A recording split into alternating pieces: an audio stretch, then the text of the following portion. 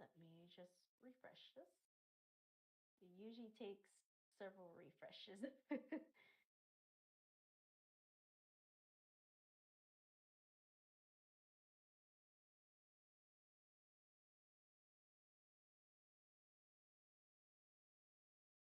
Okay, still need to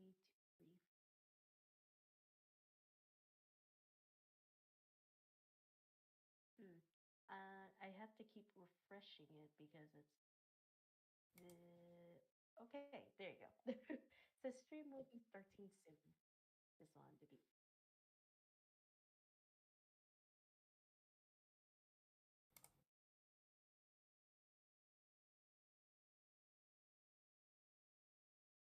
willing. All right. Looks like we are live. All right, everyone. Welcome to the 23rd episode of Goddess Spotlight with Liaserenityrose.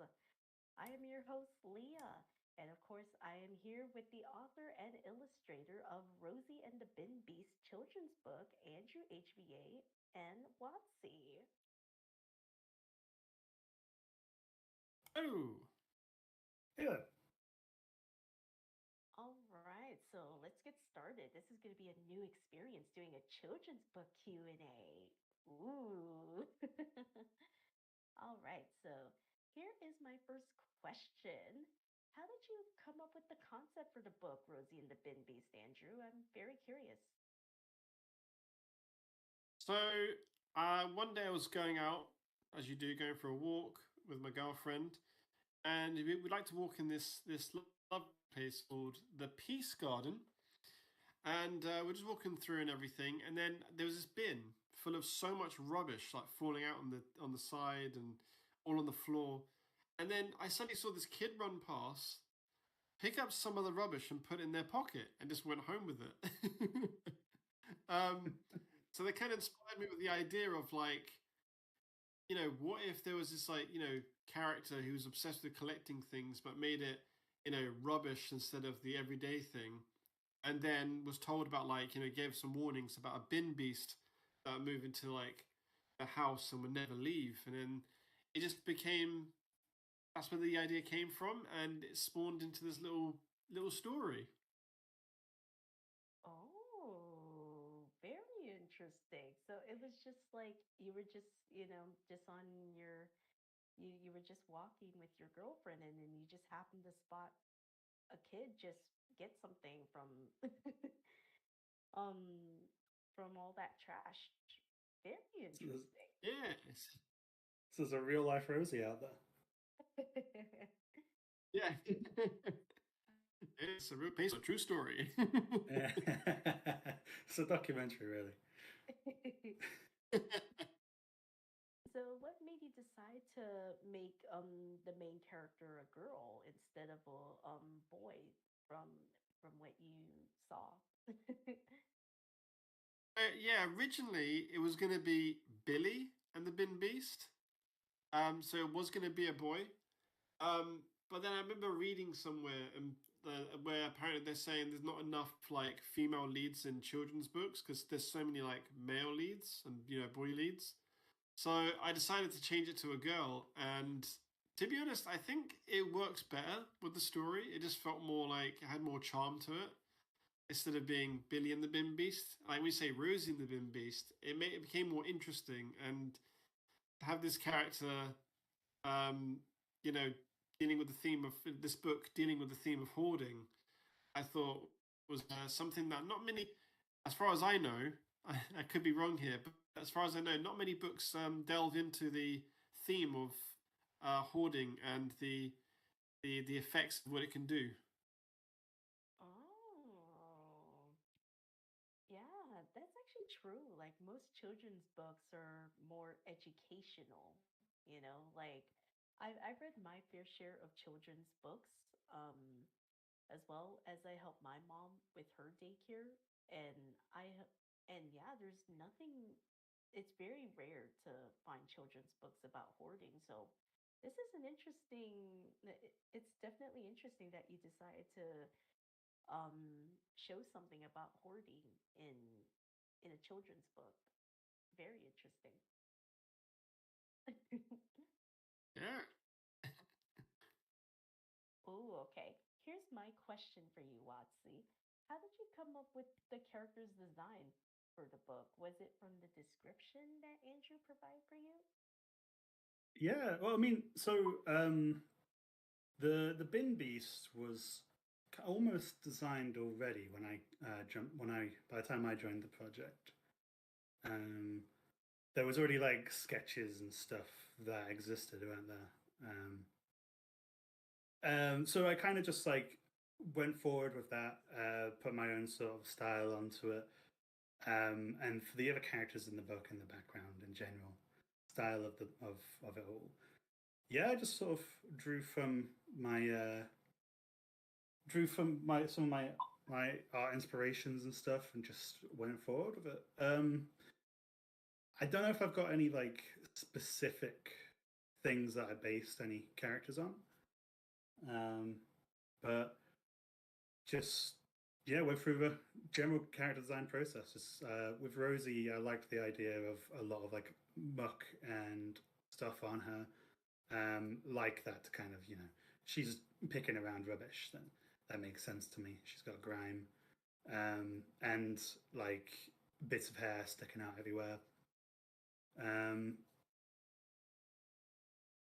Yeah, no, it was honestly it was very fun designing the characters big, and I think part of that is because it was very easy to. The descriptions that Andrew provided of what he wanted for these things, just it made a crystal image in my mind. Ooh, nice. Yeah, because I know usually if you give the illustrator some creative, direction of what you're looking for, it really gives you a better idea on how you can visualize and actually draw out the characters. So that's really good. Yeah. It's really good that you at least had like, oh, okay. So Rosie is like, is this type of character. So let me go add something like this into her design. So that way it actually fits her personality and aesthetic of what Andrew is looking for the characters. And yeah, pretty Yeah, cool. from memory, I think it was a very short design process, wasn't it, Andrew? Um, you sent me the things, Yeah. and I don't think we had much back and forth with some of the designs. Designs just kind of went forward. Yeah. We had because we had originally had like sketches of the design. So what I did was I sketched the characters what they could look like, and we had other artwork before afterwards that had the different style, different design, and then Wattsy, technically made it better. You tidied them up. You added extra bits like the plaster on her face, and it was lovely. Mm, very interesting. I I still found it pretty ironic, Andrew, when you when you told me a bit about it, and you're like, it's very ironic that the bin beast looks like Fang from Sonic, and and I was like, and then I was like, oh, okay, I see what you mean. um, so I'm very curious what made you decide to go for that design for the bin beast. I'm very curious. Um, um, you know, it was because it was previously sort of. I can see a resemblance to Fang. I can certainly see it. It was unintentional on my part. The Bin Beast was, as I say, designed very much based off of the previous artist's work. Um, so I don't know. I don't know to their inspiration there. Maybe. Mm. yeah, yeah, because basically I based the bin beast off Brussels sprouts, and I love the idea of having him wearing like a bin lid as a hat, and then we went from there with the design, and I said, oh, I want him to just have two arms, just two limbs, and I guess in some cases, Fang is partly obviously part of the inspiration because I love Fang as a character. And the big hat is like similar to the bin lid on his head. So yeah, I guess Fang and Brussels sprouts was the sketch design, and then the previous artist did that, kind of the way he looks, and then again, Wattsy made it better, tidied it up, made it really nice. Covered them in muck, Yeah, kind of covered. It's a design ethos. Ooh, I'm very curious about the Brussels sprouts. Like, what made you decide to utilize Brussels sprout into the design? I'm very curious It's about that. because it's because most kids don't like Brussels sprouts. They see it as like disgusting and like ew, all the time. So it's like, I don't know. Every time when I saw a Brussels sprout, it looks like the bin beast just curling up as a ball. So Mm. Very interesting. Yeah, I actually did. I actually have tried Brussels sprouts a few times. Yeah, I'm in the same boat as little kids. I was like, there's no way I could eat Brussels sprouts. Um, because I didn't at first I didn't really see the Brussels sprout into the design. I just saw more of Fang inspiration, but I was like, it's so interesting to learn that Brussels sprouts was also inspiration for the bin beast design. So that's quite interesting. Very interesting. Ooh, okay. Here is my next question. Um, what inspired you to write a children's book, Andrew? Like, other than, one day when you were walking with your girlfriend to see a child get something from that pile of trash, like, what inspired you to write a children's book? to be honest, I'm one of those people that when they have an idea, they kind of just go with it. I'm always full of so many stories, concepts, ideas, characters, and I look at these ideas and I go, what could it be? You know what I mean? Like some ideas I go, oh, that would be a good audio drama, or that would make a good short film. And with this concept, with the kids, and then the trash and the bin beast, I was like, you know what, this would make a good children's book. So I decided I'll make it a kids book. Mm. You, yeah, you could say it's kind of like a life lesson to teach children of what happens if you hoard. Yeah. hoard a lot of stuff. So I think it's a pretty great medium, because I know you have also done, you have your audio drama that you do, as well as the short film, and and and doing that through a book is actually a pretty good medium too, to teach Mm, children to. yeah. Ooh, okay. Here is my next question. Where, like, other than what you told told me about your inspiration when you saw the child get from the pile of trash, is where did you also draw inspiration from when it came to writing out the characters for your book? Is it from people you know? Um, well, the cat was inspired by so we have a supermarket, a local supermarket, Tesco's, and there was a cat there called Cooper. So that's why the cat in this book is called Cooper Cat. It's kind of named after the cat that was near the supermarket, who would always patrol and stop the mice getting into the building. Um, so that's where the cat inspiration came from. Was Um, the cat a member of staff for the Tesco's? Interesting. technically, yeah. I love that. That's great. Yeah. So the cat. So that's where the cat inspiration comes from, and everything else, I guess, just like I guess it's kind of based on myself a little bit with the creativity, like making things. And because when I was younger, I used to like make things out of like paper and bits of wood and plastic, and I incorporated that kind of aspect into the story with her making little items and things. Um, yeah, I think that's where most of the inspiration comes from, I would say. And I was also partly inspired by these kids' books called The Magic Key, um, which I grew up with, which also inspired me to also want to turn this into a book. Um, so yeah. Mm. Nice. So literally one of the characters in the book is literally inspired from literally a cat named Koopa. Very Yeah. interesting. The only difference is that that cat was white, and in the book, this cat is grey, so they got different hair color. Mm. Ooh, okay. Very interesting. Okay, here is my next question. What are you both hoping for children to learn from this book? Ooh. Well, Wattsy, do you want to go first? yeah, sure.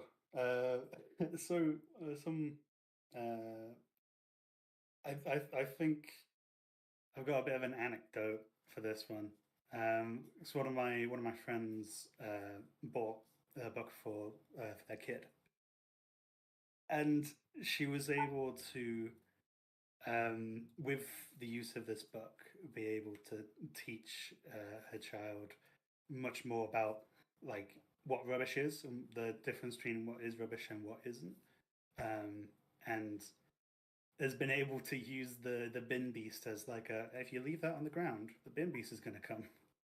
Um, and I think that's probably the best sort of thing you can ask for with something like this. Is like a teachable thing there, right? That you can use to help kids with these aspects of like littering and picking things up off the ground that they shouldn't. Um, yeah, I think that's really neat as a thing. I'd hope that more children and more parents are able to use it like that. Mm. Hmm. Yeah, I'm hoping kids also learn to, don't hoard too much and recycle. Because Mm. in some cases the story has that theme about recycling as well, like keeping everything clean and keeping everything under control. And yeah, I'm hoping kids will learn those two themes, hoarding and recycling. Mm. Yeah, like recycling is definitely very important. It's very important for everyone to learn, because you know, pollution is a very you know, very huge problem, not just in one specific country. It's like a global issue, you know. And Mm. and recycling is usually connected to that, so that way we can, preserve the earth and not pollute it, and I think this book really shows that too in some way aspect. Hmm. Yeah, no, definitely. I think that I agree. Hmm. Ooh, okay. I'm very curious for both of you. What did you learn while writing the book slash illustrated? What did you learn? Actually, I'm very curious. I Ooh. learned a lot about standards for children's book sizes and dimensions and things like that. These were things I had no clue about before going into this. Um, Mm. For me, what did I learn from this? I guess I learned, I learned like, collaborating more with artists. And I got to learn more with like, what it's like to get it on time and what the kind of info they need, what diagrams they need, what kind of sizes and stuff like that, and Yeah, I've learned a lot with the collaboration side of with artists because I think this is my first major project working with an artist. I'm trying to think because because I did short film, as on screen on camera. So yeah, this would be my first. I think this is officially my first project working with an artist on a children's book. So I learned a lot on that angle, and also with the writing, I've learned how to make sure you're going to condense it enough where it's not too long and it's not too short, and finding that balance where it's like, oh, you can, it's fun to read, but it's also fun to read out to your kid because you can put on the voices while you read it to your child. So Mm. Yeah, yeah, like for sure. Because I'm pretty sure that it's very different from writing a script for a short film and writing script for like your audio drama. It, yeah, so I did treat this like a short film. That's why there's a beginning, like establishing Rose in the beginning, what she does, what's her hobby, what she's obsessed with doing, and then you got the middle part where she deals with the problem, and then you got the life lesson, what she learned to evolve as a character because she actually grows as a character in the story. She went from one thing to another right at the end, so there's character growth um, in the story. Yeah, mm, full 3 act structure there. Mm. it, yeah, because it makes sense, because every story has to have a beginning, middle, and end. Mm. That's how, you know, that has to have, the sequential all the way to the end. So that way it keeps people engaged for sure. And oh yeah, and to follow up on the previous question, what surprised you the most while writing slash illustrating the book? Mm. Biggest surprise. Oh, I guess good for me, question. getting it finished, getting the book finished. Getting the book finished. um, I yeah, mean, um, because usually sometimes these projects it depends. Sometimes they don't get finished, so I guess it is a surprise. yeah, that's true. I guess this is kind of related in this sense. It surprised me when I saw it physically in front of me. That it was kind of fun and weird, the best kind of weird, to have it in front of you and just to read through it. Because for me, the entire project, and I'm sure for Andrew for the most of it, was just like digital screens and stuff, right? It's just pixels on a screen. It's words and then it's pictures, and then for it to be in front of you, being able to turn the page, kind of thing. As weird, as simple as that sounds, it's a really interesting experience, I think. Yeah,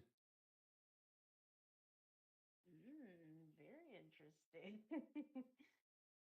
yeah, Yeah. because there's like a certain different feeling that when you hold it in your Mm. hands, you're just like it's real. Yeah, fully, right? Like, I'm sure you had that when you got like the test copies and stuff.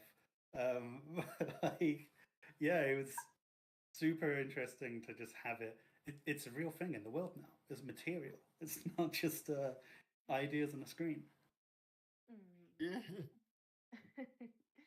Oh. All right, here's my next question for you both. Were there any books you read when you were younger that helped inspire you to write or slash illustrate? Like, were there any inspirations? Um, well, for me, with the one I mentioned earlier was the Magic Key. Um, that book series.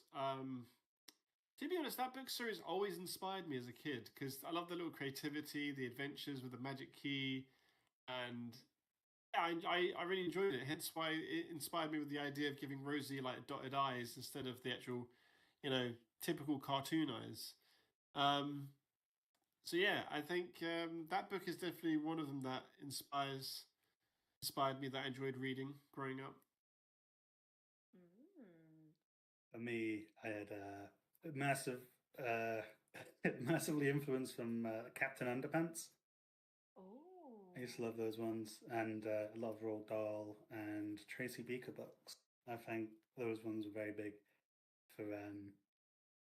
for the art styles I try to put into like children's books. Yeah. Ooh. I remember reading Captain Underpants when I was younger. I I can definitely see the inspiration actually for the arts, for the way that you drew the characters, Watson. Like Yeah. like I couldn't pin my finger on it. I'm like, this art style is very familiar. Like, and it's like it must be buried in my head. Like when I looked at it, I was like, this kind of reminds me of something. And then when he said Captain Underpants, I'm like, oh, it was that. Yeah, I try to. I feel like I'm a bit eclectic when I approach projects. I think, and people very often disagree with me that every project I do, I try to go for a different style, and ideally each one looks a little bit different. It probably doesn't. Um, there's probably very clear links between style and presentation that goes through all of them. But yeah, for a lot of the things I do, that are kind of comic-y, cartoony like this, I think Captain Underpants is my big influence there. Mm. Yeah, I can definitely see as soon as you mentioned it, I'm like, oh yeah. Like it made me go down nostalgia lane, because I Yeah, used to read Captain Underpants and no, I was like, no wonder the art style looks very familiar when I was looking at the characters. I was like, I couldn't put my finger on it until you mentioned it. I'm like, oh yeah, that's what I was thinking. It was like I couldn't think of it at first until you mentioned it. Ooh, okay. Here is a general question for you both. Like, what are your favorite children's books you read when you were younger? Like, it doesn't have to be the ones you mentioned. Like, it could be any other ones you read. Hmm. I used to love reading Thomas the Tank. Um, the Thomas the Tank books. They were fun to read growing up. I used to love Where's Wally or Where's Waldo, I think it's called in America. Um, yeah, I used to love looking at those. I'm going to argue that that ain't a kid's book. That's for everybody. You can still read that. That's true. It's so true. um, okay. What else did I read growing up? I think they're like the key ones. I was mostly raised with comics, so I would say like the Beano, um, uh, of course, obviously Sonic the comic, um, the British Sonic comics. That's what I mostly read the most. But I did grow up with a lot of Thomas the Tank, The Magic Key, and Where's Wally. Um, Kids books that I used to. I mean, I was very similar with some of the like Beano and Dandy. I used to like a lot of the British comics then, which were fun. As I say, I read a lot of Roald Dahl and Captain Underpants. But like the proper kids books, I think I read. I really liked Elmer the Patchwork Elephant, um, and Spot the Dog as a kid. Oh yeah, Yeah. remember? Yes, Bob the dog. I remember. Yes. Um, um, and then when I was a little bit oh, I, older, I really liked the Dinotopia books as well. They were like massive books with I mean, I was a kid in the 90s, so it had dinosaurs in, and that was kind of the only thing I was interested in. But it was, yeah, they were really cool books. They were like lovely as well. Massive books with loads of really big paintings of like dinosaurs and humans living in like a utopian society. Very cool. Mm.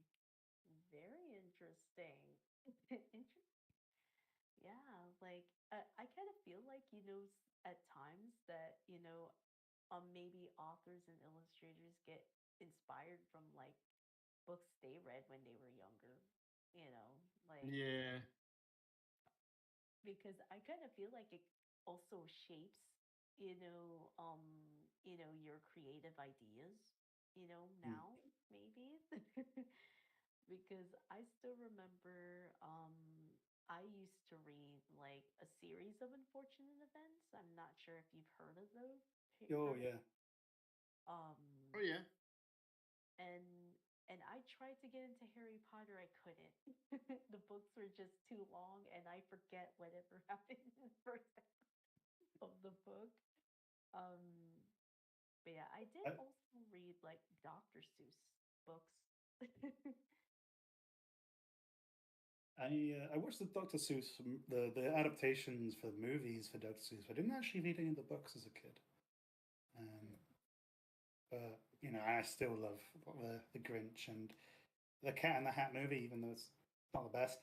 Um,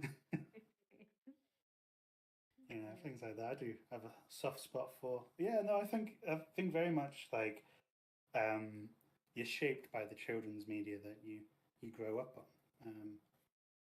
I remember loving Animorphs and stuff, and I think a lot of the stuff in these type of medias is lost on you when you're a kid, even if it does have impact on you and shaping you for who you become later on in life. Because sometimes you Mm. can pick up these things and read through them and discover new things about them, or maybe like a jigsaw piece fits into place. You're like, oh, so that's where I got that from, kind of thing. Um, Yeah. Yeah, so true. Because I find like our subconscious mind takes in everything around us as we go, as we grow up in life, and mm, I think it just starts combining into our minds, and we start creating new ideas from these inspirations that we obviously love and enjoyed. mm, mm. Yeah. Like it makes you go down memory lane too, when you think about it, you're like, oh, these were my favorite children's books that I read when I was younger.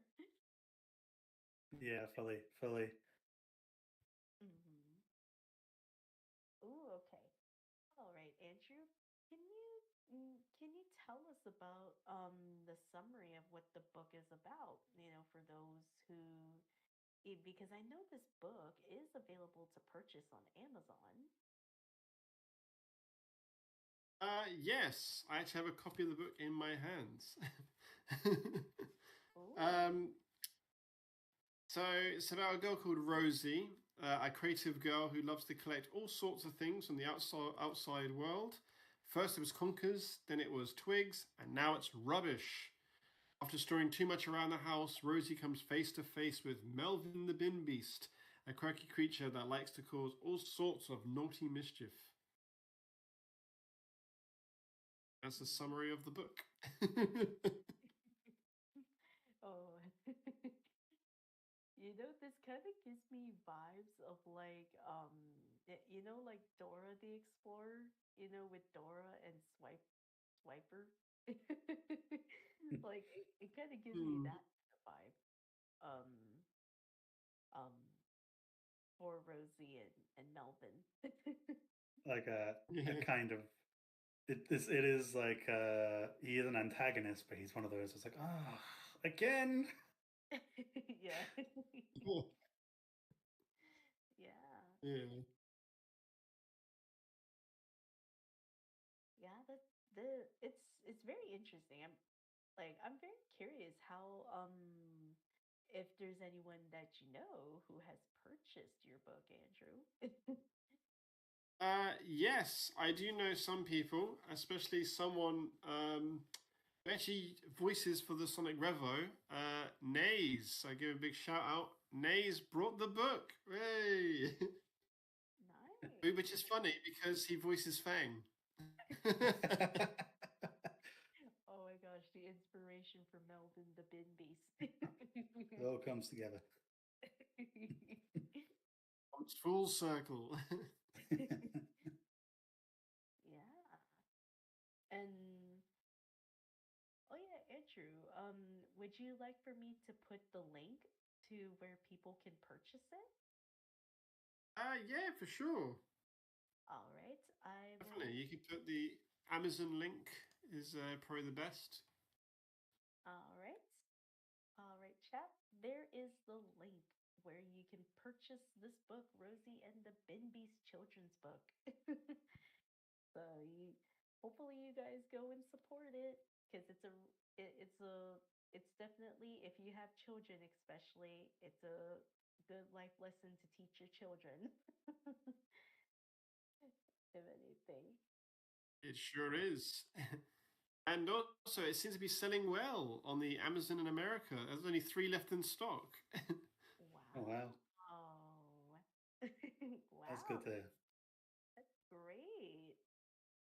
How about the UK, Andrew?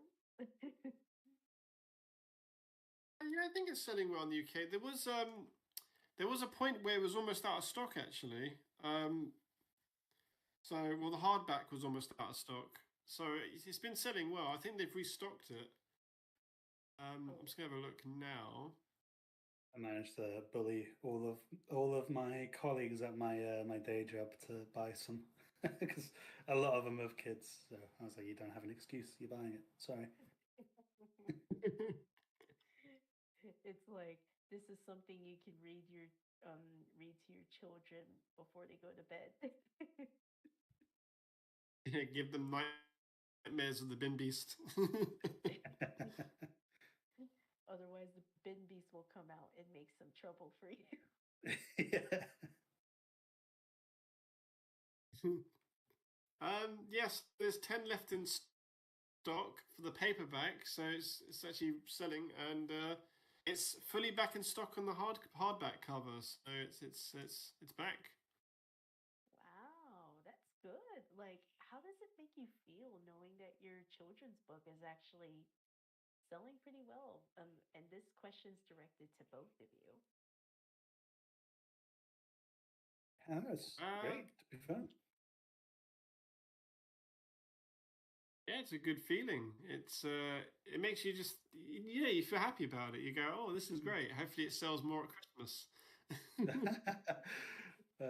Yeah, no, it's really nice to be able to know that your work is being seen by people that there's a solid chance you'll never meet, kind of thing. Um, it's pretty cool. It's pretty cool. Yeah. Yeah, I mean, there's 3 people I know who want me to sign the book, so it's quite a nice feeling. I yeah, I keep telling people that I'll do it for insert outrageous amount here because it keeps going up. Whenever they ask me, yeah, 400 quid, yeah, sure, I'll do it. And then when they get outraged by it, I say, okay, I'll tell you what, I'll do it for free, but there's no guarantee I'll spell my name Oh my god. That's great. Yeah, do it for free and just do a scribble. right. Do a doctor's signature, Yeah. like a prescription. Oh my gosh. But I remember you did send me that they actually did an article about you, Andrew, regarding your children's book. Can you talk about that? Oh yeah, so the local, kind of like a local magazine, um, basically got in touch about my book, and as they do when you have someone from the local area, they want to put you in there to advertise and like, oh, someone from our area is doing this, because I like to support local talent. And yeah, they asked me little questions, how I got started and stuff, similar to this. Um, though obviously they make it more shorter because they're trying to fit it into a tiny magazine. So there's a lot of cuts. um, you can get the full version on the website, which is quite nice. But yeah, it was quite cool to see in the little magazine, and it's quite funny because when you start going around, you kind of not like you forget about it, but when you go around in the local area, you see your dentist or whatever, And they're like, "Oh, I saw you in the magazine about your book." I was like, "Oh yeah, forgot about that."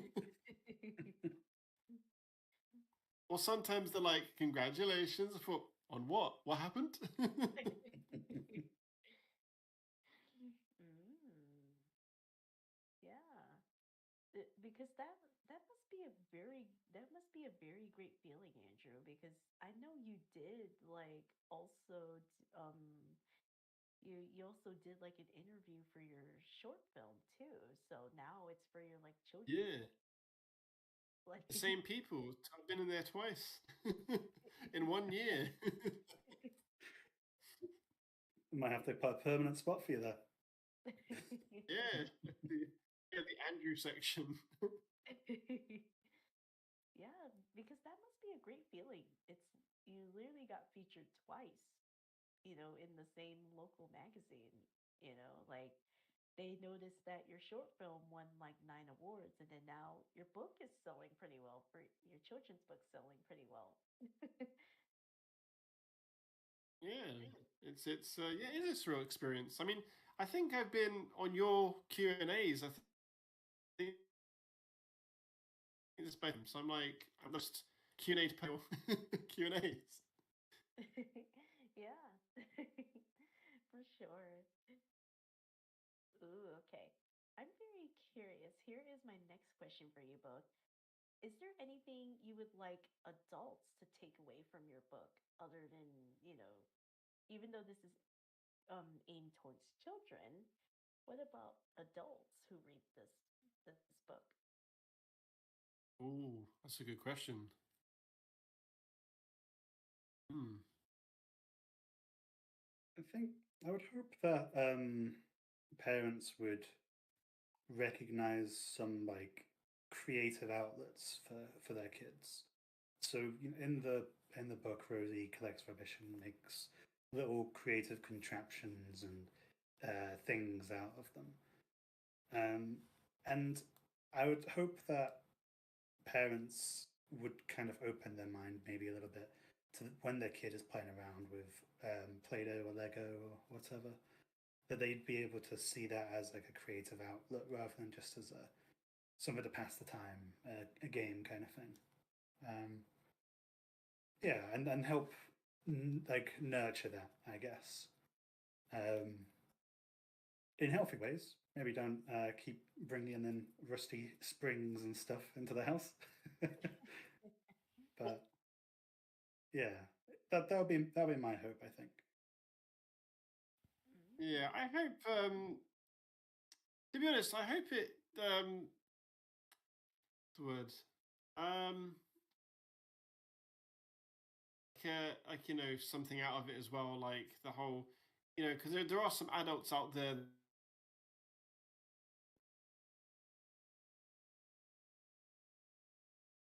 that hoard, So I'm hoping like maybe they can get the kind of the message from it as well. Or from like I know there might be some parents that love to collect, and then they're like collecting so much in the house, and they read the book to their kid, and they're like, actually, I should try and sort out my stuff. um, I don't know. Yeah, I hope they get that out of them. Like they get that from the book. I also hope they just enjoy the illustrations because they're lovely to look at. The coloring is great. And I hope also it gets them like closer with their children because, like I've said before, it's fun to read it to your kids and you can bounce off in the voices yourself and be like, oh, I'm the bin beast and all this other stuff. So you can have a lot of fun with it. Oh, that's great. That's great that you want, at least adults, especially if they have their own children, they can, bond more with their children. And that's very heartwarming. Yeah, I'm very yeah. I'm very curious, Watsy. I know Andrew has mentioned this. Does does this book relate to your own life? Have you also done similar stuff? What Rosie does when you were younger? Um, I definitely had issues of tidiness as a kid, and totally not right now. I look around a very messy room, and yeah, I don't. There's certainly aspects of it, yeah, that I could draw from. Of just having a lot of stuff everywhere. I remember at one point when I was a kid, I got like I think it was a physical Pokédex, but in like book form. So every page had a different Pokemon and a short little description or whatever. And I loved that as a kid, so much so that I decided that a smart thing to do with it was to have it by me at all times, and that included when I went to sleep. I'd put it underneath my pillow. Um, so the book survived maybe about a day or two. All the pages came out, and I kind of learned that you have to sort of put things in their proper places. And yeah, I definitely made decisions like that as a child. So I had a few things to draw from that. Mm. That's really cool that both of you have like, that you both kind of have an aspect of Rosie when you guys were kids. That's very interesting. I Because I think know we're all Andrew, rosy deep down. yeah, like I know Andrew, you mentioned earlier that you like to build things when you were, just like what Rosie did in the book. So it's interesting that you Yeah, both like an aspect of Rosie in you. yeah. I used to build all sorts of things. It was it was fun times.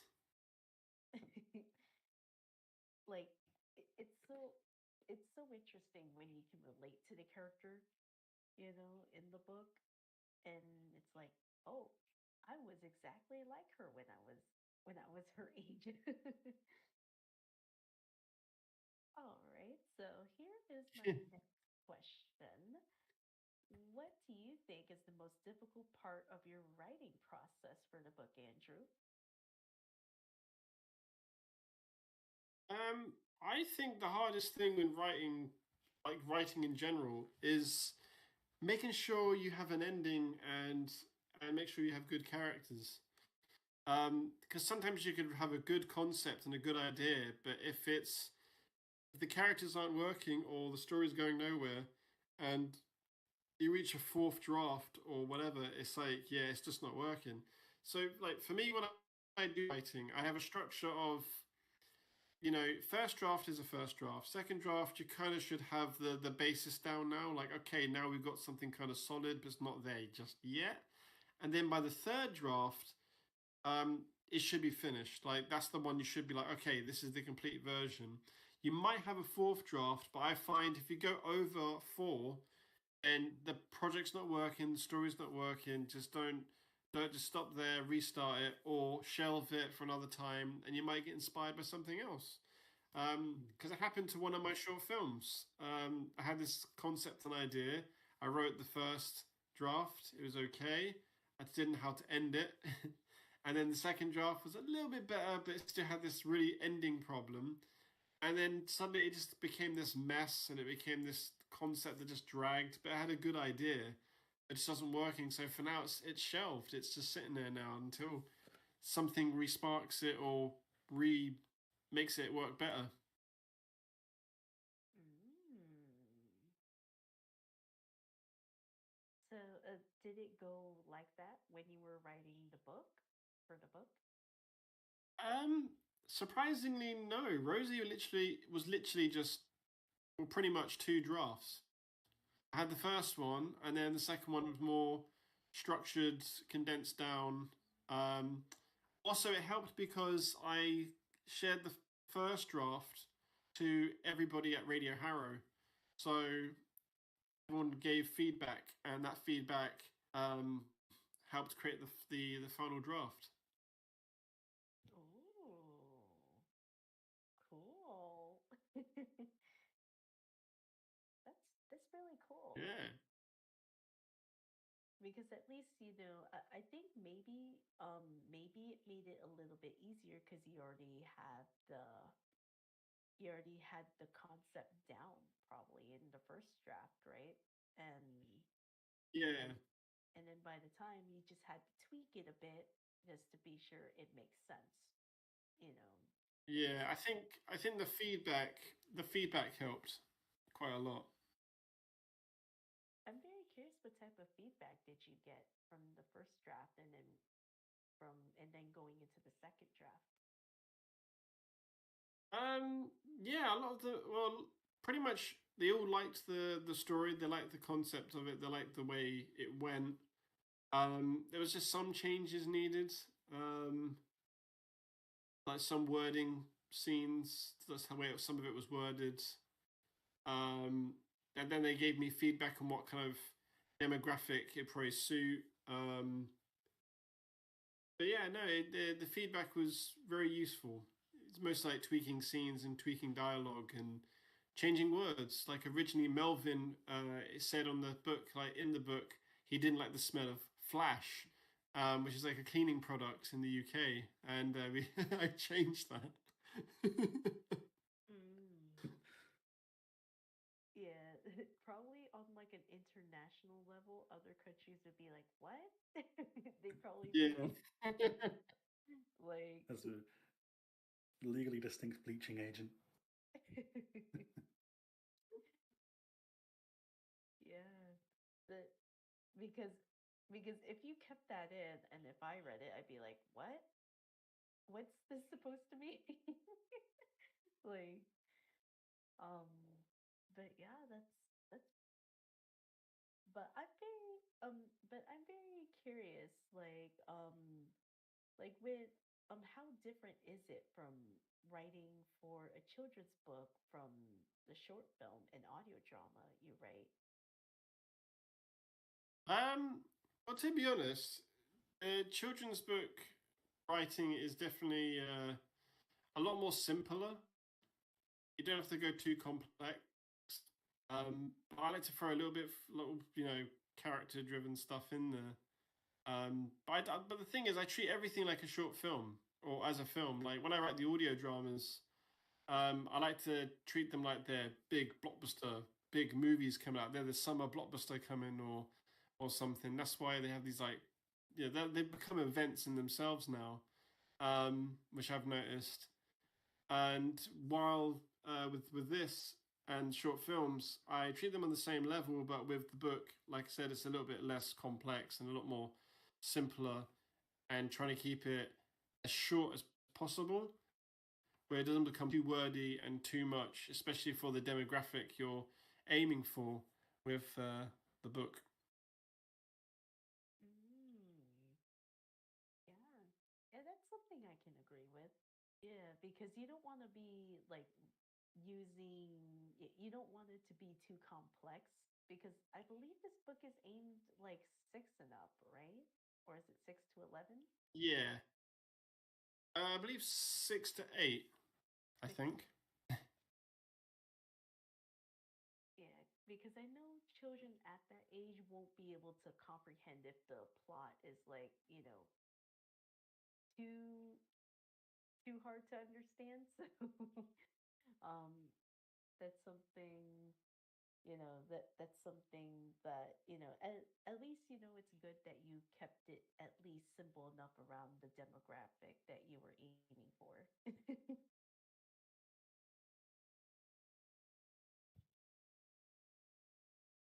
All right, so here is my next question. I know this was the very first book you wrote, Andrew. So, what advice would you give to a writer working on their first book? Oh, um, I say keep going, believe in yourself. If you can see it, you can believe it. Because I know writing these things can sometimes be yeah, when you get to that, like if you hit like a wall, like a writer's block, it can really put you off, and you can then feel like, oh, I'm just not feeling it anymore, and you suddenly throw it to the side, and then it sits there forever. But I say, try and push through that wall, push through the writer's block, find ways to spice it up. If you're having too much trouble, find feedback. Feedback is very, very useful. And just keep going. You know, that's what life's all about, really, isn't it? Just keep moving forward. I realize I sound like Sonic there saying that. Yeah, you are channeling your inner Sonic right now. Oh, how about you, Watsy? Like, what advice would you give for like illustrators, in terms of like children's books? What advice would you give? Very, very similar sort of thing though. You have to sort of put yourself out there. You have to believe in yourself in order to make anything really. I think, but just to persevere, keep doing it.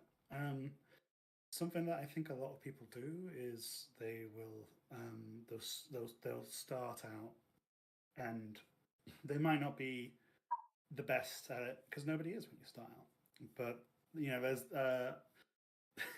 it's not a real adage, but the one there's that one gif that's shared about from Adventure Time with Jake the dog saying, "Sucking at stuff is the first step into being sort of good at something. You gotta keep going." And yeah, that would be my main advice. I think that's the most important lesson you can learn when it comes to any creative thing is to persevere and keep going. Learn all the lessons you can from the stuff you've done. Be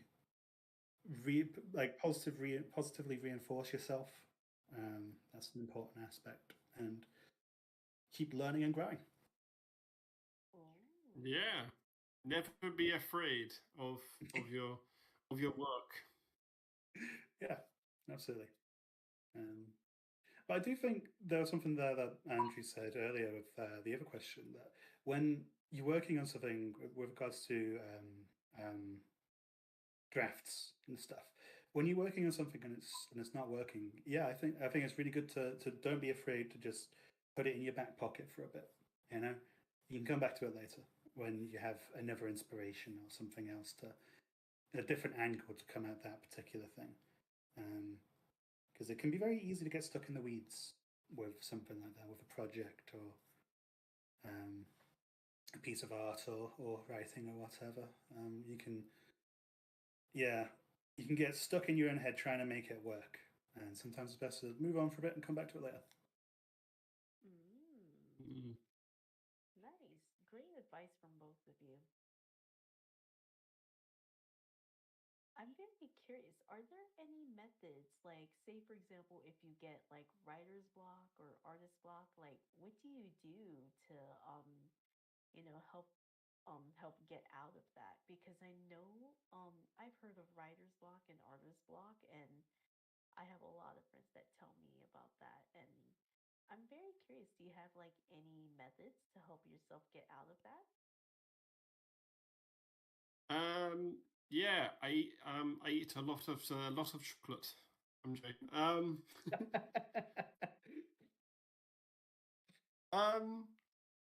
To be honest, I kind of like I said, when I hit a writer's block with a project, I do just store it and then leave it there. And when something comes up, like you see something at work or you bump into someone who's mentioned something, which then that gives you the idea, going, oh, if I put it to this plot or put it with this, I can now finish it because that's what was missing. It's a bit like the Sonic Special 4. I had a bit of a moment with that where I was struggling with the story with that a little bit until I realized, hold on a minute, if I make Cream come on the adventure with them, that gives it a bit more of emotional weight to the story, and it added these extra bits and directions that I didn't even think about. So Cream ended up being the character that was missing in the original draft of the audio drama script. So sometimes you just have to figure like what was missing, what didn't work. And I guess it's a bit like behind the scenes of Inside Out, until like Pete Docter, I remember reading somewhere like he was having trouble with the story until he eventually made it joy and sadness going on the adventure, when originally I think it was joy and fear and it just wasn't working. So when he changed it to sadness, suddenly everything came together. So I think it's just finding things, and sometimes, like I said, if it doesn't work, focus on something else, which then might suddenly inspire an idea, which then releases the writer's block. Hmm. Mm. Yeah, I have like a similar sort of process. If I'm having a hard time on a particular, if I'm having a hard time making art, like drawn art, I guess I'll try to switch things up a little bit, because I think that oftentimes, um, blocks like that come from like a form of burnout. Um, so I think that when you come at a different project entirely. So if I'm having troubles with drawing, I might try. In the past, I've tried like learning the keyboard for a bit, or done some 3D modeling, or done some animation. And by doing that, you kind of like shaking off the rust of some other skills you might have. And when you choose to come back to the initial thing, you'll be better for it, and often with like a refreshed mind. Um, I also, incidentally, have the same strategy when I'm really stuck on a Dark Souls boss. I like a puzzle and a puzzle game. Just play a different game for a bit, come back to it, and you'll be fine. Mm. Very interesting. Because usually what I do, if I have like artist block, I usually just, I take a break from it and I just relax and just listen to music. And then sometimes some specific music will give me that aha moment. I'm kind of Mm. like you, Andrew, where it's like there's something missing in this piece, but I just don't know what it is yet. And then when I listen to specific music, then it gives me that aha moment. That's what I was missing. So, Yeah, yeah, I've had that sometimes with music. mhm, yeah. All right. So here is my next question. What comes first for you, the plot or the characters, and why? Oh, that's a good question. For me, surprisingly, it comes. For me, it's weird. So it depends on the project. For this, it was the idea, then it was characters, and then the story. For some other things I've got in mind, or some little personal creations I've created that I'm hoping to, get out there one day, uh, somehow. They were characters first. So some projects were just characters, were just designs, because I sometimes like to doodle and just draw these character thingies and go, oh look, this is a good character, and then I give them personality around that and start giving stuff to them, and then they start evolving into these characters with personalities. But yeah, for Rosy, it was the concept first, then the characters, and then the story. Mm. So characters all day for me. I love making silly little characters all the time. Mm. Very interesting. I just happened to find this question, so I'm like, "Ooh, this is an interesting question to ask." All right, so here is my next question. How do you develop the plot and the characters in the book? Um, yeah, so I have the concept. I then create the outline of how, like, who's it going to star, how's it going to be, what the characters look like, and then I give them the personalities, what they do, and then once I've done that, I then develop the story around it and make sure to incorporate the little quirks of what the characters are. Like Rosy loves collecting and creating like these really creative things that get destroyed by Melvin. Um, and yeah, so that's how I develop it all together. Really, I develop it in that way, and yeah. Mm. I'm very curious. Here's my next question. What part of the book did you have the hardest time writing?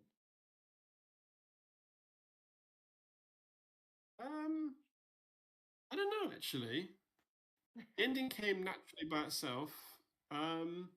I'd say it's probably the middle because you're trying to find a way to make sure it doesn't go too long. Because you had other ideas of him going to going to different rooms and other rooms, or smashing up a mirror, or doing something like that. Doing something more mischief, and destructive. Um, so you have to throw away a lot of ideas, and you have to make sure you keep the right ones that work. And go, actually, this one would work. Oh, it'd be good to have a bathroom, him jumping in there, messing up the bath, and put mud stains everywhere. But then you have an idea if he goes into the mother's room, but then you decide to scrap that one. So I would say the middle is probably the most challenging for this book, because the beginning you know where you're starting and you know where you want to end. But the middle is where you kind of let the characters tell it, and they run the whole thing, and you're trying to get to the ending point. But yeah, ending. I say the ending was fine.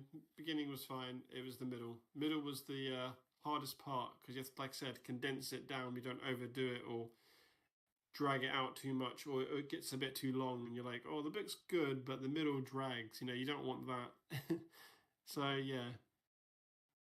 Yeah, that's something I agree. I can tell like usually writing the middle of any form of media can be the toughest because like I know there's people who do complain that like, oh, the pacing's a little bit weird.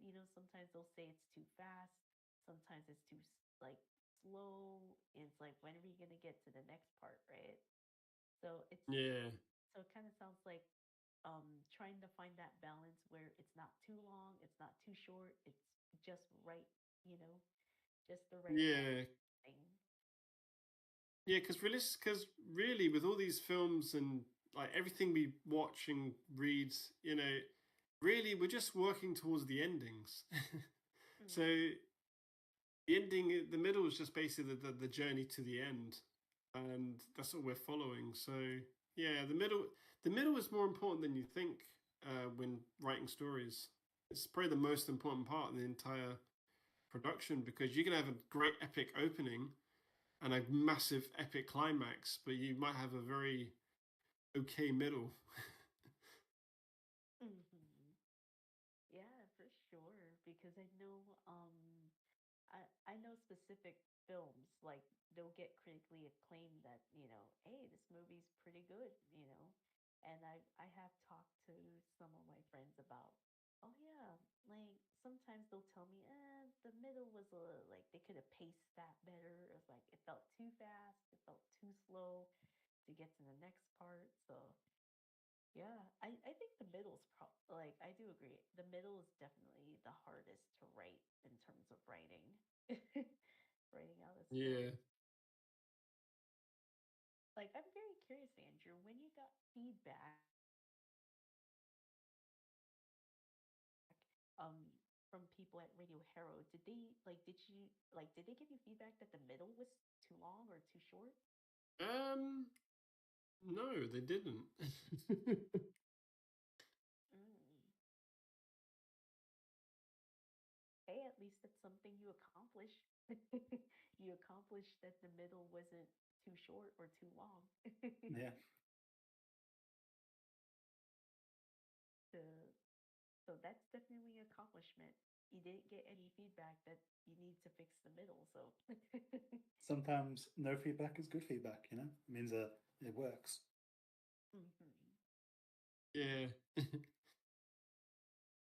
Oh, I'm very curious, Watsy. Like, what part of the book, like, did you have any trouble illustrating any parts of the book? Um, I I had trouble, I guess, with some of the bits with Rosie's little trash inventions.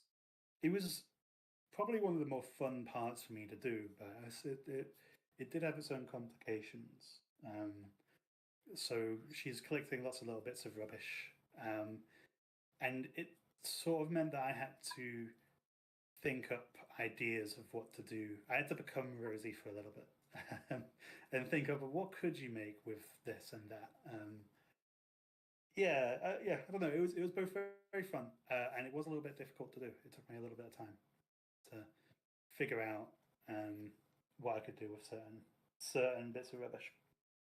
Um, Drawing bits of rubbish was something that I got used to doing it as well, but it did start off as quite difficult because you don't want to add too much detail with things like that. You can very much get lost in the source. Like when like you see, especially in like a cartoony style, when you see like a dragon in a cartoony style, people don't often draw every single scale. You draw like a couple to give the illusion or to give the indication that there are scales there, and the mind fills in the blanks, right?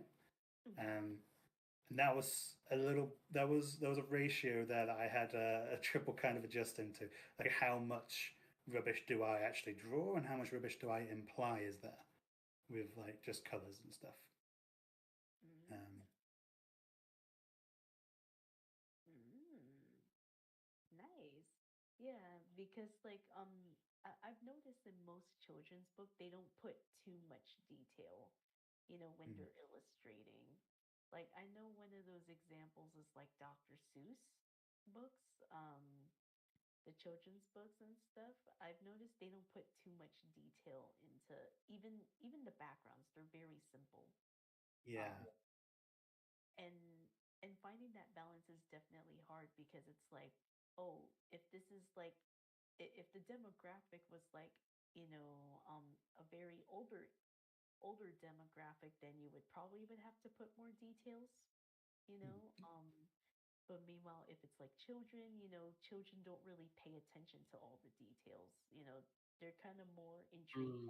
by the bright colors, you know. yeah.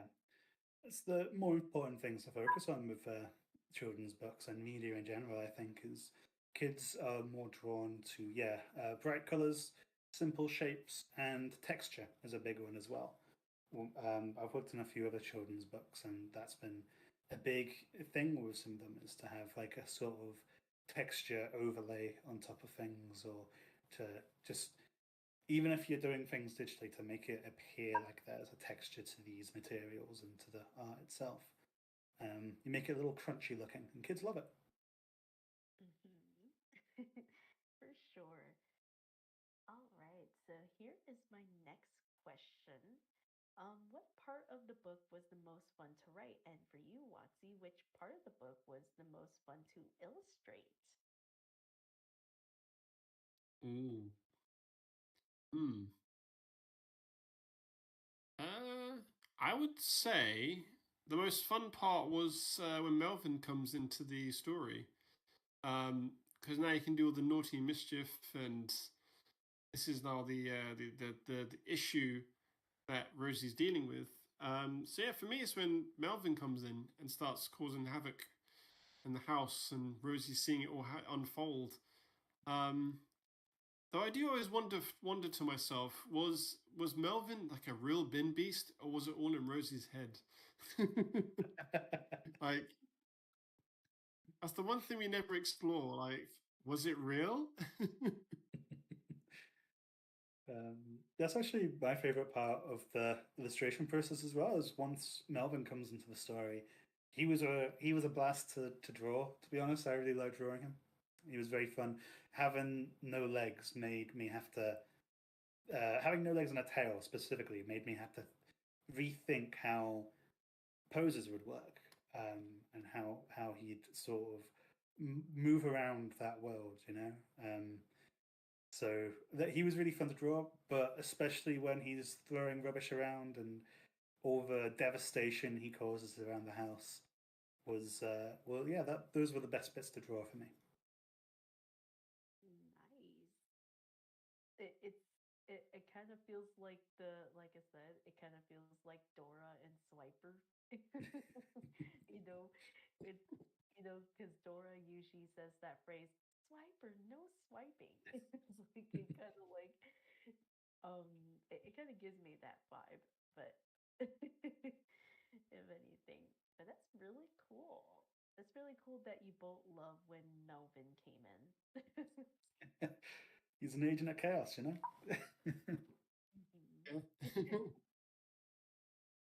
It was fun to write. I'm very curious. Like, do you relate to Melvin in some way? This question's for both of you. Oh, I think I don't know. definitely on my worst days, yeah.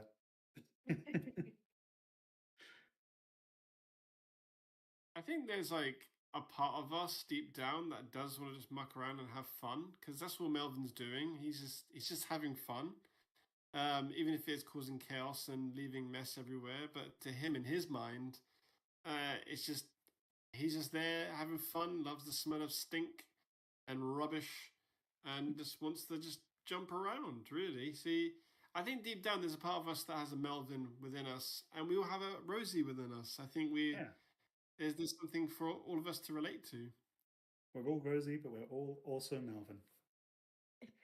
Yeah. And we're also Cooper the cat because we like to sleep in our beds. That's true. Yeah. Oh,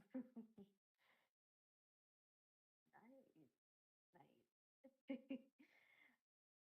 Oh yeah, Andrew, I know you mentioned a few minutes ago that when it came to um if if Rosie would did Rosie just dream all this? Like, did it actually happen? Like, was that like initially in the draft when you wrote the book? No, it's just something I thought about just now, because it's because like when like parents tell their kids the story like, "Oh, beware of this beast in the closet," and then the kid starts imagining it actually coming out because they've got big imagination. So I just suddenly thought just now, going, I wonder if like Melvin did exist. I mean, he does vanish without a trace, so it's it's kind of good, like opens the door to, I guess, for the audience to decide whether they think, oh no, he was real, and you know, I guess that's the magic of this storytelling of books. You can say, oh, he did exist, and the kids will believe it, and then you can teach kids to in real life to tidy up, and Melvin will come out and just start causing chaos. Mm. Ooh, I'm very curious if you are planning a sequel, maybe to explore that. Maybe it was all in Rosie's head. I'm very Uh, I think I probably won't explore that in a sequel, but I do have ideas for more Rosie. I have like I've seen some people say to me like there needs to be more. They want to see more what she's going to be up to and everything, and because they think Rosie's got a nice charm to the character. Like she's not like the everyday goody two shoe kind of character. She's actually like playing by her own rules. Like her mother tells her stop going through the rubbish, and she's like, "Nah, I'm gonna do my own thing." Which gives her a bit of an edge, I think, where she's like, she's gonna do naughty things without a single thought of the consequences, which helps you create stories and a character that'll be developed. But yeah, I'm hoping we can get Rosie 2 rolling. It'd be great to get Wattsy back as the artist, and it'd be great. Mm. Yeah, I'm definitely down. Sounds like a fun thing. Interesting. I'm very curious. What is a significant way your book has changed since the first draft to, what actually got into the book? Ooh, that's a very good question. I have to really think. um, I would say the book has like definitely drastically changed from its style and design. Because so you had my sketches of what I designed, then you had the original illustrator, who had a lot of problems in life, so couldn't commit. But their designs were very similar to the Magic Key. Then Wattsy obviously changed it, and now Rosy has its own style. So I would say the visuals has drastically changed from what it originally looked like. Rosy was a lot taller in the original ones. So yeah, I think visually it drastically changed. I think the stories always remained the same, the way it is, and the characters have retained what their kind of design, what they should look, but just obviously in a different style and a different, with a few added tweaks, like the mud stains and the giant plaster, which I think we should keep. I think Rosy should always keep the plaster, even if she's in the sequels, it's like a trademark. Yeah, I think it's a big part of a design that. So it's mostly just the visuals that changed pretty much. Um, Yeah. from the previous illustrator and to Wattsy. Gotcha. That makes a lot of sense. Yeah, definitely. It's definitely the illustrations and art. Pretty much Wattsy saved the project, because if I couldn't find another illustrator, then this Rosy wouldn't be existing. So, yeah. It was a blast to work on, happy to work on something like that. It seemed like a fun thing to do, and it definitely proved to be. I just love the simplicity of it, because I've seen a lot of children's books, and it really does capture, the simplistic art style of children's books. So you did such an amazing job, Wattsy, with the illustration. Oh, thank you very much. Ooh, okay. Here is my next question. How much research did you need to do for your book, Andrew? Research. I don't think I did any research. I kind of just based it off ideas and concepts and a bit of my own natural life and the mess I had as a kid growing up. My room used to be a complete tip. There literally was no space back in the day. We had so much stuff everywhere, from action figures to actually packages. Actually, we used to have crisp packets sometimes. The good news is now you can say all of that was for research purposes. Yes, there you go. It's all for research purposes. And yeah, because back in the day we lost, we didn't have enough boxes for our toys, so we used to put our toys in black bags to store them around. So yeah, I guess most of it just comes from my childhood. Hey, it worked. It worked out pretty well, Yeah. Okay, so here is my next question. Would you and Rosy get along, Andrew? I think so. Yeah. I mean, if I was Rosy's dad, and Rosy was my daughter, I think we'll get along. We'll probably make the items together. Though I'll probably keep it under in check, where it's like, oh, this is too much, we need to get rid of it, or we're hoarding now. Let's get rid of this. But no, I think I'll get along with Rosy. I think. It's kind of like, okay, yeah, let's keep it under control with how much you can keep in your room. Yeah. Let's not make the room a death trap. Yeah.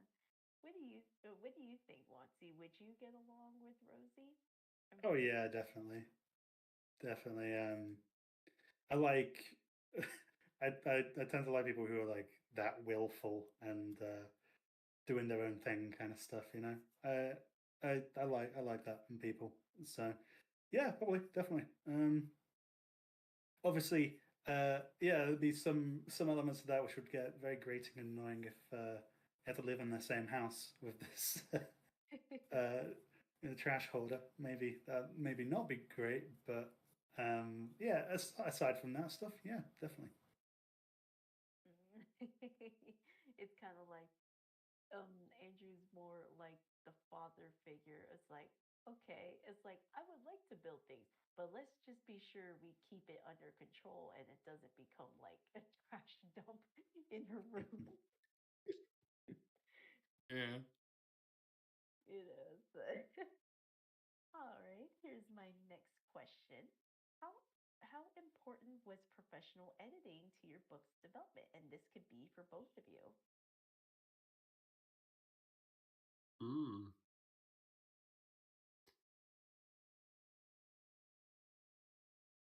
What was the question again?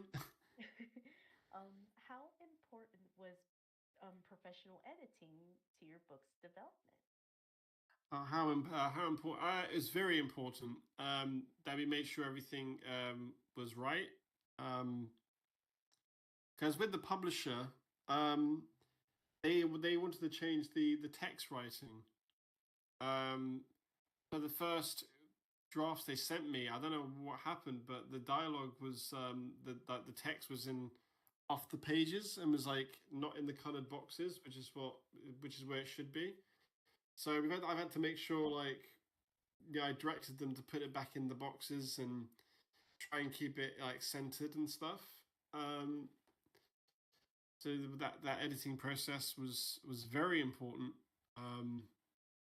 because you know the product when it comes out, you know, in the end it's our names on the product, and we're gonna hope make sure it looks good because you know if it Yeah. didn't, then it's all on us really. Hmm. I didn't have too much interaction with that side of things, but there was a bit at one point where we had to have different sizes, like a better resolution and stuff for the images sent over. So I mean that would have been very important for the final product as well, I'm sure. Um, yeah, definitely. Edits are important, I think, for any professional project. Mm. Yeah. Yeah, that's definitely true. I do agree because like you said that the dialogue, the words was pretty much in the boxes and for some reason when they sent you it was off out of the boxes. So yeah. It's either off or under the boxes, and it's like what's going on, or some of the words were in one box and the other words were off the box, and then the other bit was on another box. I don't know what happened, but they fixed it up, and it's all been sorted. Huzzah! Because like that would have been really bad if it came out that way. Like because I would be like, where am I supposed to read? If anything. All right, so here's my next question. How did you come up with the title for your book? um, Pretty straightforward, really. It was like well, I'm going to call it something the Bin Beast.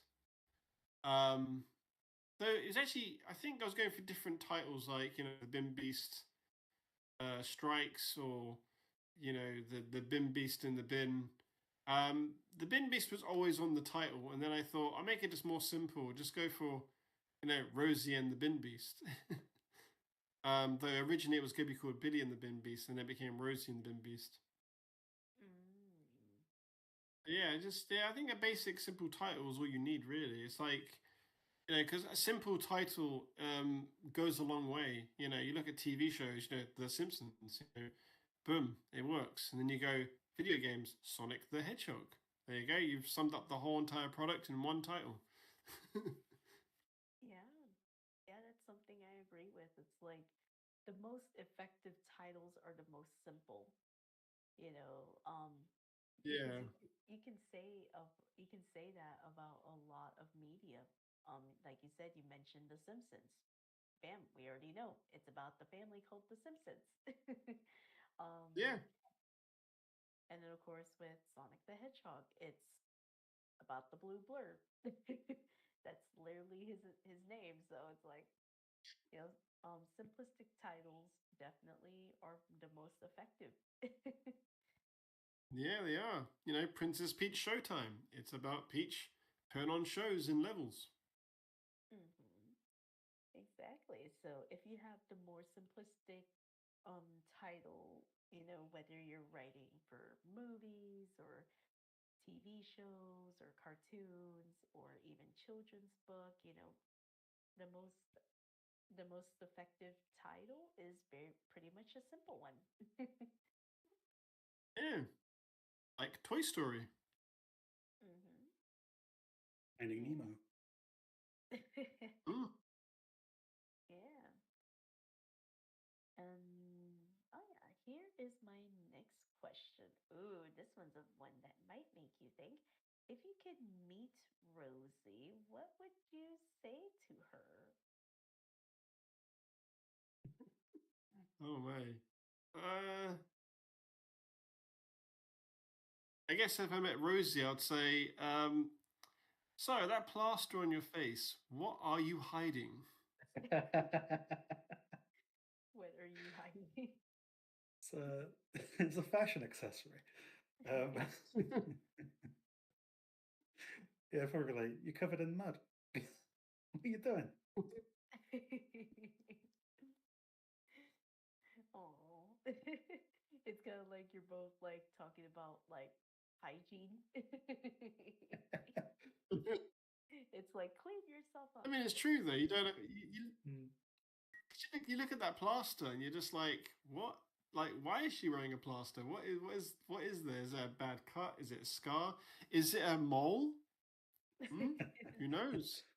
It's all endearing on a cartoon character, but if you met the person in real life, it'll be a few more questions will be asked. I think. Yeah. Oh. Ooh, okay. Here's my next question for you both.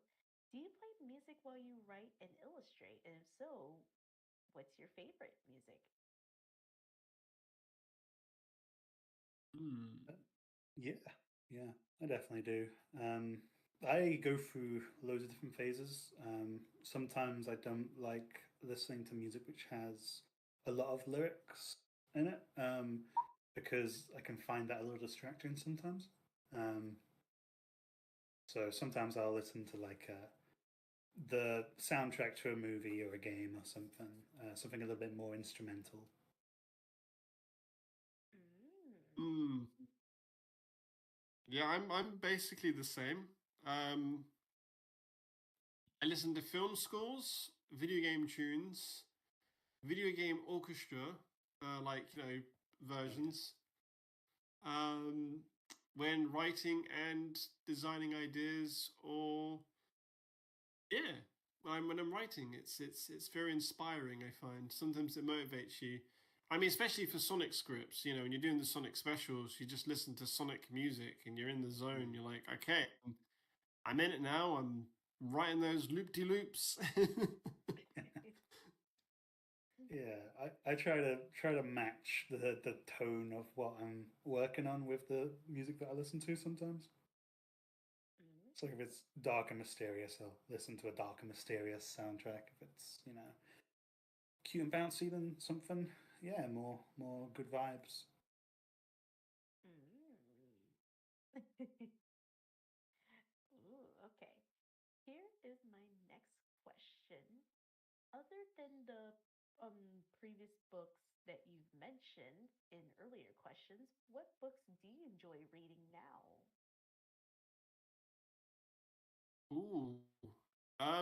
I do enjoy reading. It's the more comics again. What's it called? Usagi Yojimbo. It's about the samurai rabbit. I love reading that. It's still fantastic, and the drawings are brilliant, and it's got such fun stories and great character development, and yeah, it's just him wandering to different villages while these stories unfold around him. It's a great comic book series. I highly recommend it. And yeah, I still read that to this very day. Um, yeah. Mm. I read quite a bit, to be fair. I a lot of the books I read tend to be fantasy orientated. So I'm reading like the Game of Thrones books, Song of Ice and Fire at the moment. Previous to that, I read the Brandon Sanderson Mistborn books. I really like them. I still buy a lot of children's books every now and then to keep to get references and inspiration for projects and stuff. So I quite like a few of them. There's one that I use a lot for style inspiration called Look Up by Nathan Bryan. And read some classics. Earlier this year I went through a few books that I've seen like adaptations of and known about, but never actually read myself, like Treasure Island and The 20,000 Leagues Under the Sea, and Frankenstein, stuff like that. Yeah, enjoy reading. Ooh, interesting. Very interesting. Ooh, okay. I am I am very curious. If you could be a character in one of your favorite books, who would you be and why? Oh, I guess if comics count, I would love to see if I could be any character. I guess I would love to be Sonic the Hedgehog in IDW Sonic. um,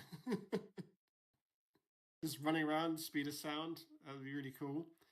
Or I would love to be Spider-Man. Spider-Man's is like a fun character. Web swinging everywhere. That'd be really fun. And I guess I'd like to be Usagi, be a samurai rabbit. That'd be awesome.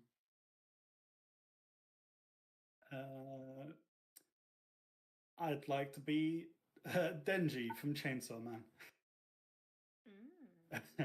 Because he's stupid. And life is very simple for him. Oh. Oh. That's interesting. Ooh, okay. What books have you read more than once? I'm very curious. Is this like growing up or just overall? Just in general. Definitely, like I mentioned before, I've definitely read the Usagi comics more than once. I read the Ultimate Spider-Man's quite often, more than once. And as a kid, the Thomas the Tank books I would read like over and over and over. I was obsessed. It's crazy.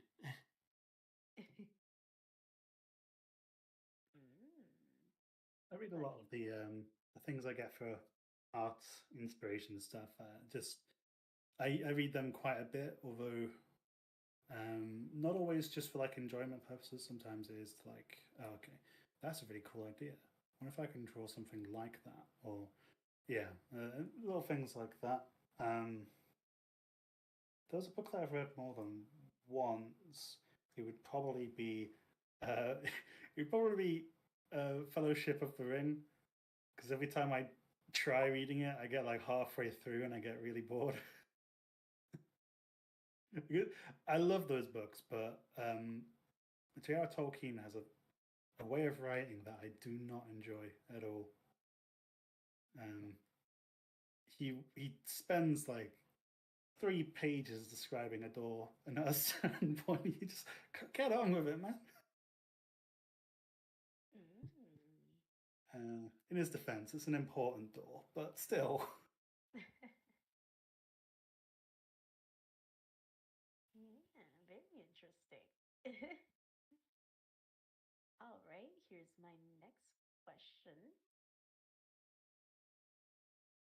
If you could be mentored by a famous author, who would it be and why?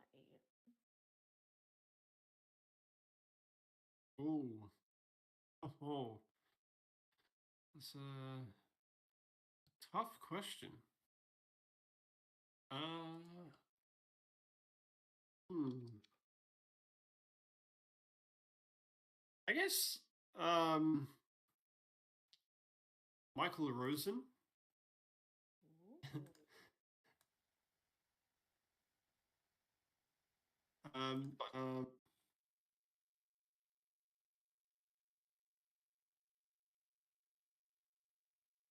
I'm not sure myself. I feel I'd love to. I'd have loved to have been like mentored by Akira Toriyama. I guess that would have been very interesting. I think he's created such wonderful characters and art and stories that it would be really interesting to kind of glean what information from his process that you can get. You know. Mm, very interesting. Uh-oh. What happened to Andrew? I'm not sure. Didn't like my answer. Damn it. Uh-oh. Wonder what happened to Andrew. Okay. We'll wait until he well actually we'll just continue asking questions. So, have you listened to any audiobooks? Which did you enjoy the most, Watsy? um, I've not listened to a lot of audiobooks. I've when I've been on like long drives with friends or family members, there's been times where they've put on like an audiobook and we've listened to it together, kind of thing. And I think the one that I enjoy, the one that I remember enough, I enjoyed enough to remember, sort of thing, was I think it was an Agatha Christie mystery story. It was a few years ago though, so I can't quite remember what the what the name of it was. It was one where this guy in the middle of the night crawls through this rich family's window to, I guess, steal something, and then he gets, and then the whole family wakes up, stops him from stealing things, and then realize that there's been a murder, and this intruder, this person who's came in to steal things, is the only person they trust to get to the bottom of the murder mystery. Oh. Um, it it was a really strange story, but I really enjoyed it. Um, Sorry, my internet just literally cut me off. Oh it's all no. good. Since you're back, Andrew, I just asked Watsy this question. Have you listened to any audiobook? Which did you enjoy the most?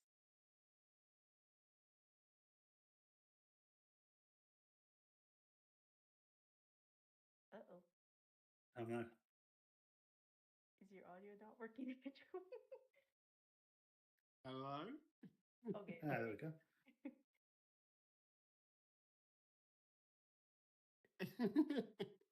I forgot what happened. What were we saying? Oh, okay. Here's the question. Have you listened to any audiobooks? Which did you enjoy the most? I actually haven't listened to audiobooks, actually, surprisingly. Mm. I think I Yeah. should. Hmm.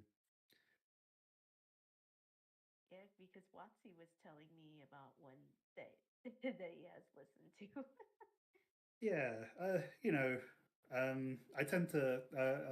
I'm the same, Andrew. I tend to read, do eyeball reading. Um, but when I'm on like long drives and stuff, there's been a few times. Um, Mm. they are cool. They are cool. I definitely want to try and listen to more. Because there's some things that I'd rather like listen to as I'm trying to get to sleep or traveling or something. Mm. Interesting. Ooh. All right. So here's my next question. Would you share something about yourself that, the audience don't know yet? Ooh. Oh my gosh, I have to really think. Ooh. The audience. listeners don't know. Oh my gosh.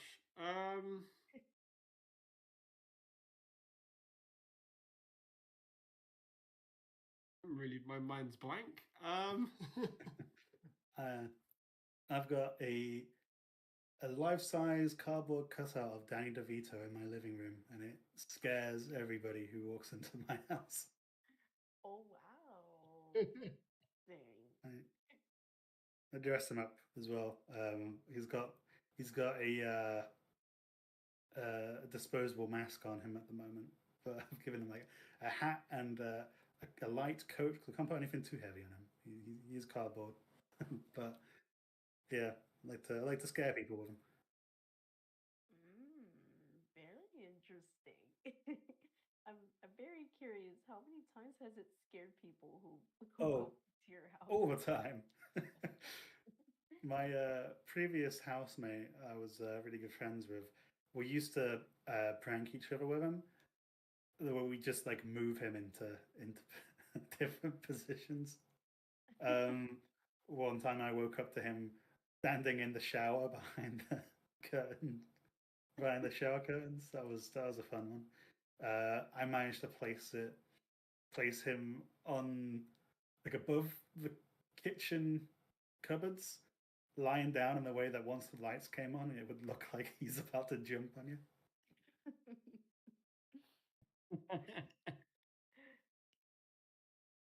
Very um, interesting. so I think I've thought of one. So back in the day, me and my brother, my younger brother Tom, we used to try and do our own like stop motions with our figures and everything and all that stuff kind of thing. We used to do stop motions, like take pictures frame by frame and move them around, like using Ninja Turtles and all sorts of figures we had at the time. Mm, interesting. Very interesting. Ooh, okay. Here is my next question. Do you have a favorite snack or drink when you're writing?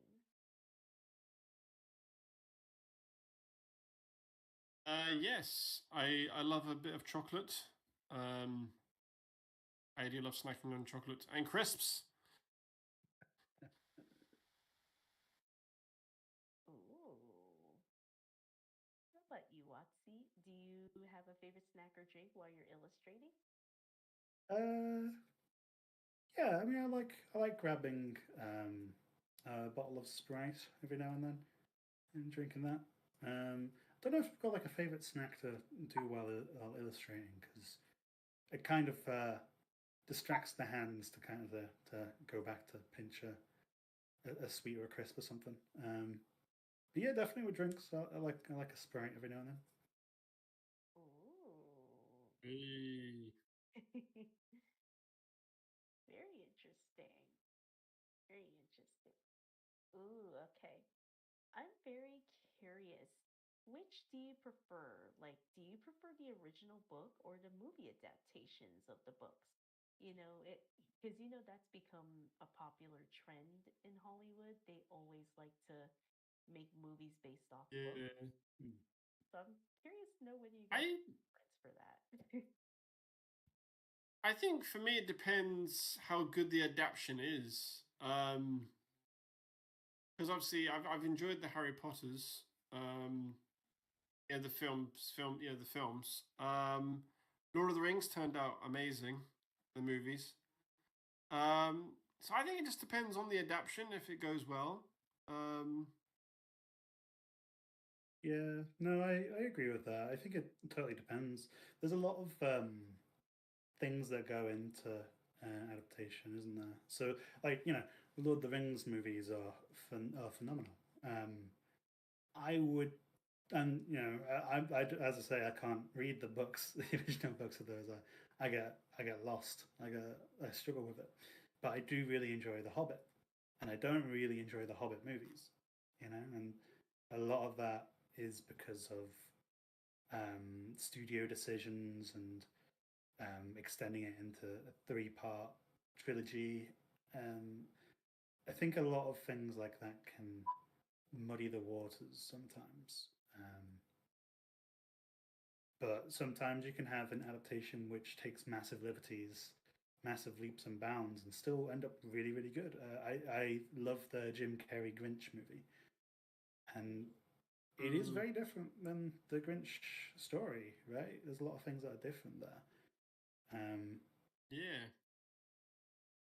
so yeah, I think it totally depends. I think um, you have to make a product or a project that can stand alone to some degree. You know, that isn't good just off of the back of the intellectual property that it's borrowing the name of.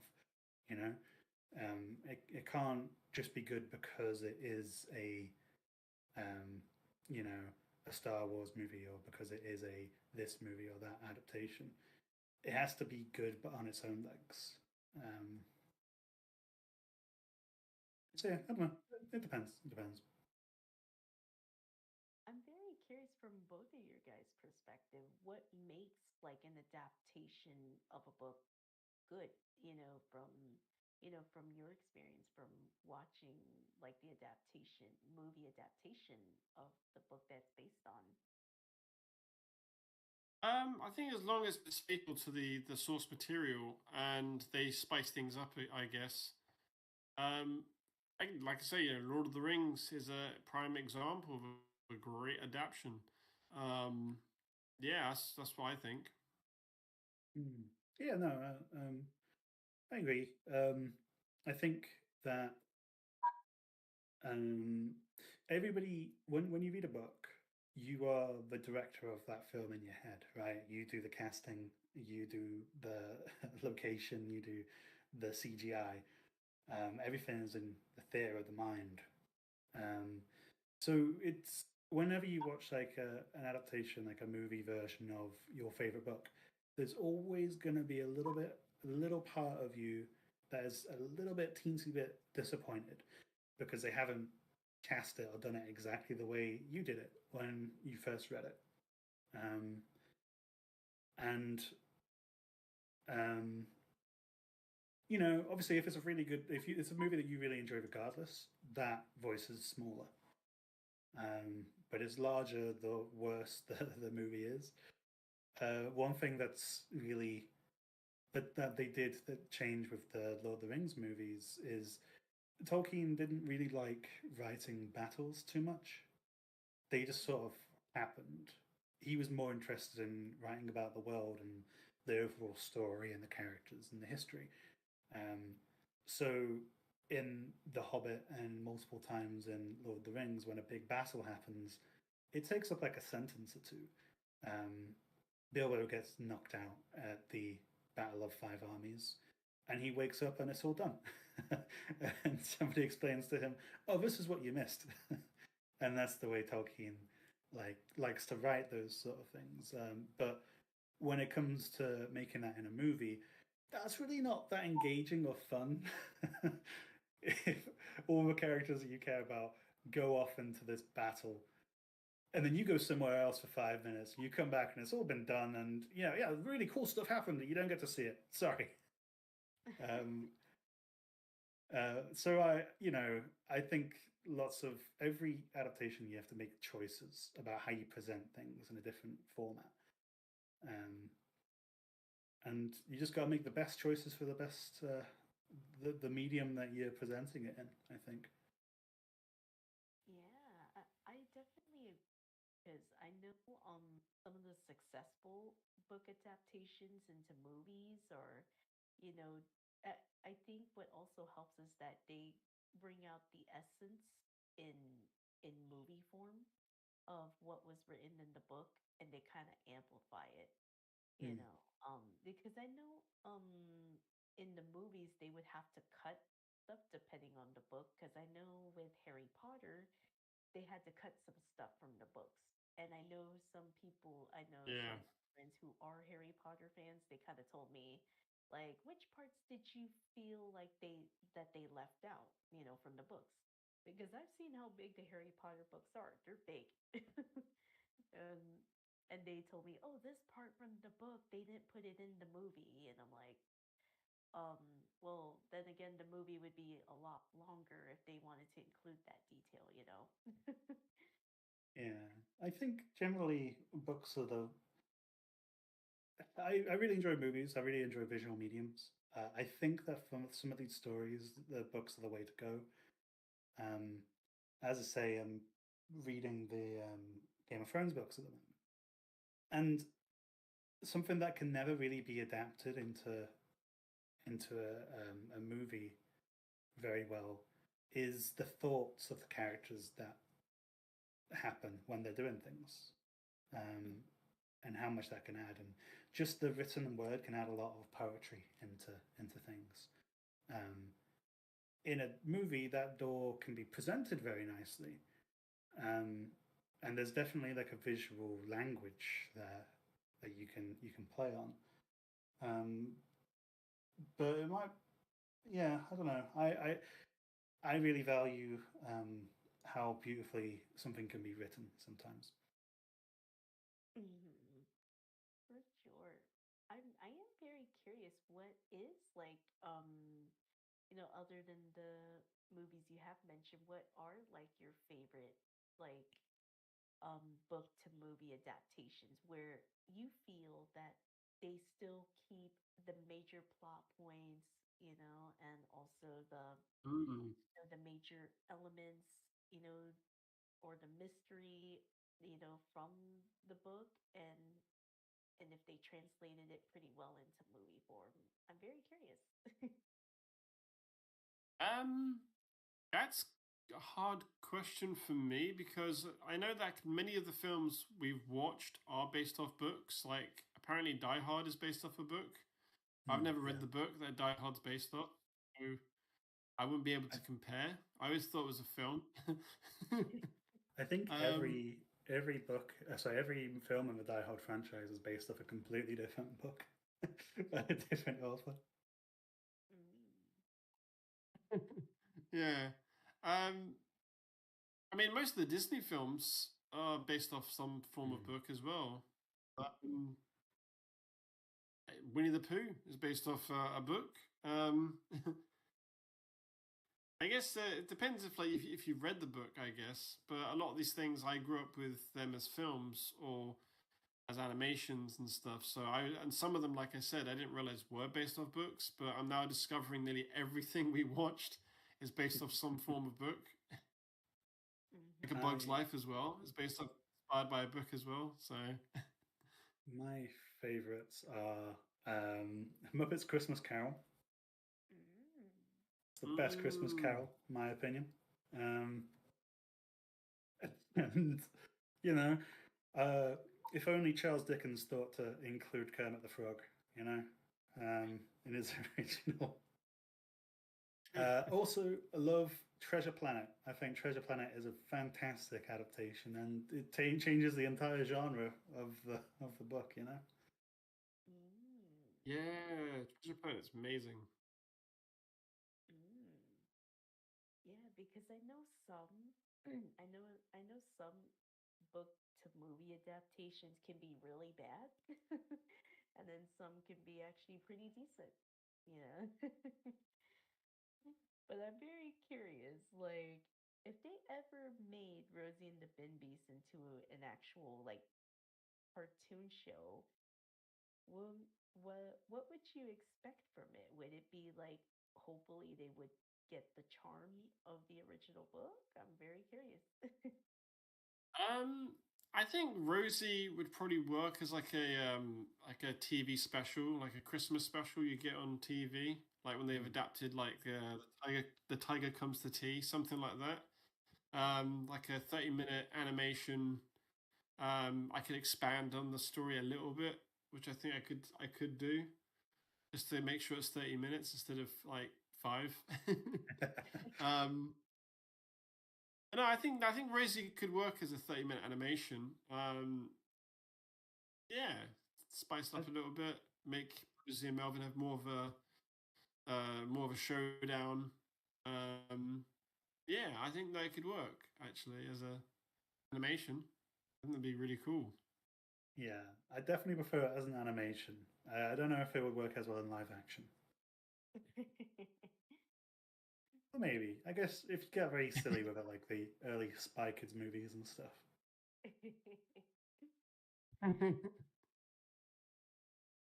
Okay, Yeah. so all right. Looks like unfortunately we will have to end this live stream. I want to thank you, Andrew HVA and Wattsy, for doing this Q&A about the Rosie and the Bin Beast children's book. Yeah, no worries. Yeah, You're thank you very much welcome. for having us. Yeah, this was a very Yeah, thank you for having us. It was great. yeah, it was very different to do this Q&A. I had to think of very thought-provoking, insightful questions for this. So I want to thank you all for tuning in, for those who tuned in. And of course, stay tuned for more Goddess Spotlight with Leah Serenity Rose Q&As coming soon. And of course, there's gonna be a bit of a break on the Lucky Charm podcast because it's gonna be something very specific for next episode. Sonic Lore with Radar. Hopefully, I can get the next episode coming up, and we are still rescheduling the Tangle and Blaze episode where we will be doing a Q&A with Kevin. So stay tuned for that. And don't forget to like, share, and subscribe, and turn on that bell notifications for upcoming live streams and video content on my YouTube channel. So let's head for 4K subscribers now.